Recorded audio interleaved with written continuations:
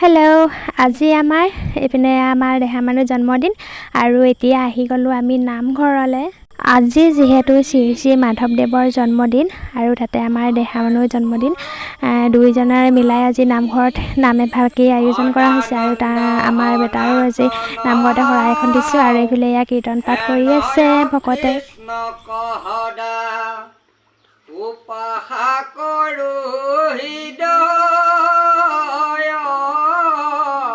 কীৰ্তন ভাগ সামৰাৰ পাছতে আকৌ এপিনে ভকতসকল বহি গ'ল নাম প্ৰসংগ কৰিবৰ কাৰণে। আৰু আজি যে ইমান গৰম পৰিছে নহয়, হাতৰ পৰা বিচনী মানে এৰিবই মন যোৱা নাই। আৰু দেখিছেনে এয়া হাতৰ বিচনী। কৃষ্ণ কৃষ্ণ ৰাম